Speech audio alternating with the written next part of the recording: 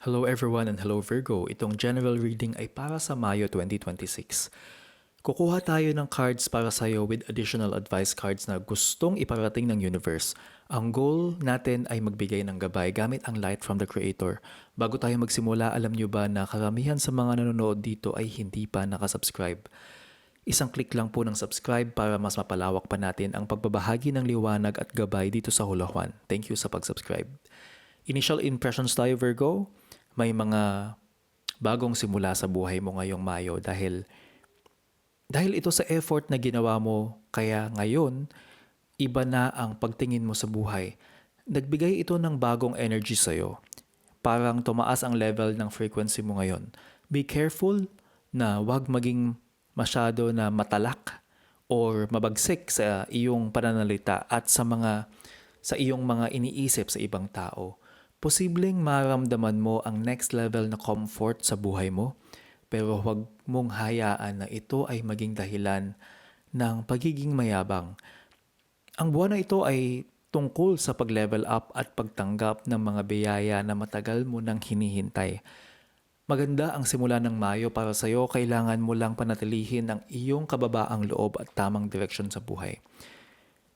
You have the Page of Cups reverse. Nitong nakaraan, Virgo, naging medyo immature ka pagdating sa iyong mga emosyon o sa mga balita na natanggap mo. Baka naging masyado kang sensitive o kaya naman ay hindi mo seryosong hinarap ang mga opportunities na dumarating sa iyo noon. Para kang nawalan ng gana sa mga maliliit na bagay na dapat ay ikinasisiya mo sa buhay. Naging hadlang ang iyong mood sa pag-abot ng mga dapat mong matapos. Kaya naging mabagal ang iyong mga pag-unlad nung mga nakaraang linggo bago ang Mayo. Ngunit ang phase na ito, Virgo, ay tapos na.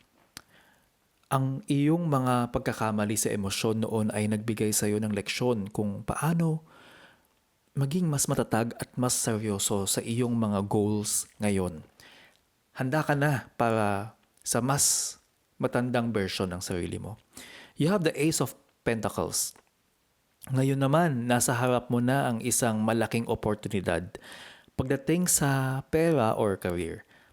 Isang bagong simula ito na may dalang stability at kasaganaan. Parang may regalong ibinigay sa iyo ang universe na kailangan mong kunin agad. Ito yung oras para mag-invest sa sarili mo o sa isang bagong project na alam mong may mararating sa hinaharap. Hawak mo na ang binhi ng tagumpay. Kailangan mo lang itong itanim at alagaan ng maayos ngayong buong buwan ng Mayo. Ramdam mo ang kasiguraduhan sa iyong material na buhay. Gamitin mo ang moment na ito para ayusin ang iyong pundasyon at siguraduhin na ang iyong resources ay mapupunta sa tamang lugar para sa iyong pamilya at sarili. You have the Two of Wands here. Virgo, ang enerhiyang pwedeng pumasok sa iyo ay ang pagpaplano para sa mas malawak na horizon. Hindi ka na kontento sa kung anong meron ka ngayon. Gusto mo nang lumipad at tingnan kung ano ang mga pwedeng maabot ng iyong galing.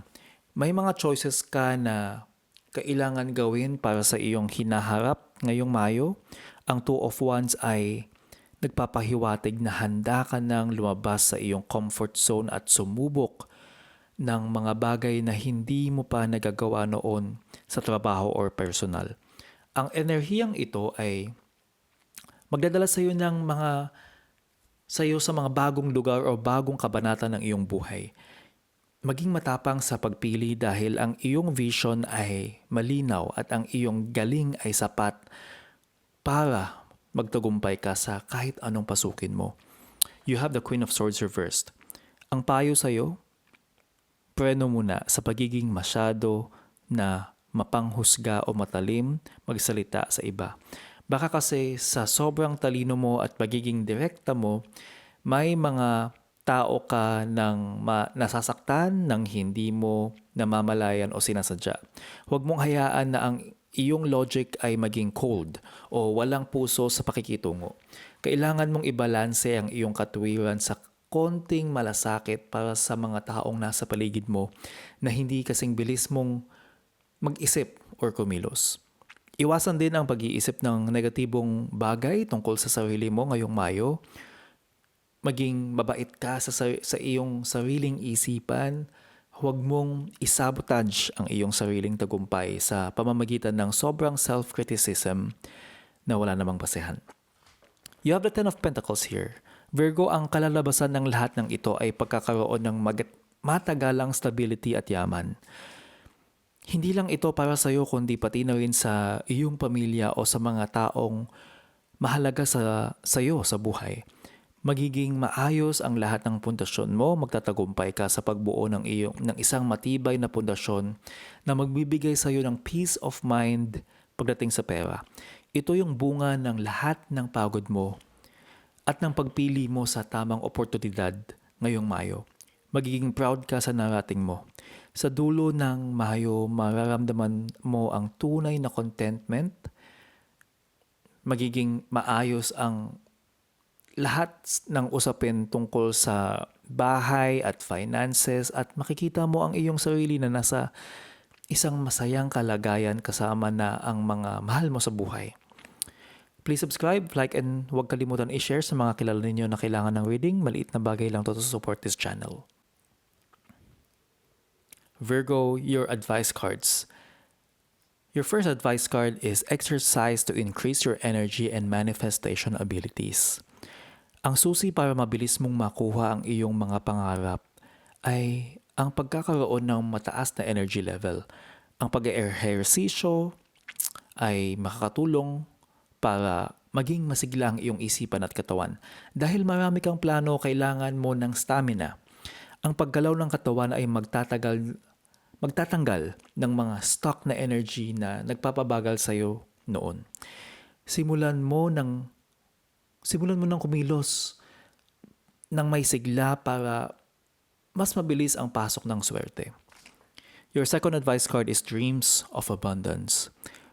Habang natutulog ka, ang universe ay nagbibigay sa iyo ng mga idea at solusyon sa iyong mga problema.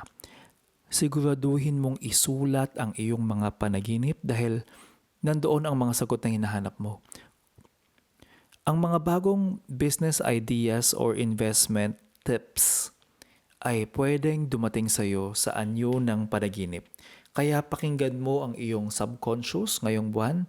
May magic na darating habang ikaw ay natutulog. Your next advice card, Virgo, is mistakes. Paalala ito na okay lang magkamali at huwag mong sisihin ang sarili mo ng labis.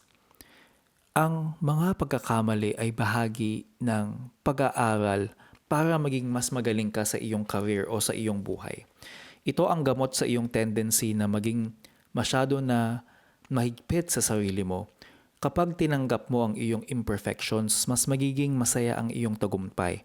Matuto ka mula sa mali at huwag mo na itong ulitin sa hinaharap. Your next advice card is feelings. Hayaan mong maramdaman ang iyong emosyon ng buo ngayong Mayo. Huwag mong i-suppress ang iyong nararamdaman dahil kailangan itong lumabas para hindi maging lason sa iyong sistema at isipan. Bilang Virgo, mahilig kang mag-analyze. Pero ang card na ito ay nagsasabing feel it and don't just think about it. Ang emosyonal na paghilom ay kailangan para sa iyong bagong simula na may dalang yaman at saya. Your next advice card is Penguin, authentic. Maging totoo ka sa sarili mo at huwag kang matakot na ipakita ang iyong tunay na kulay. Ang pagiging authentic mo ang magdadala sa iyo ng mga tamang tao na susuporta sa iyong mga vision sa buhay. Huwag mong baguhin ang sarili mo para lang mag-fit in sa expectations ng iba. Ang iyong pagiging unique ang iyong biggest asset ngayong Mayo. Manindigan ka sa kung sino ka talaga at makikita mo ang paggalang ng iba. Your next advice card is Elephant, greatness. Ang pag-ibig ang iyong lakas at ang leadership ang iyong landas.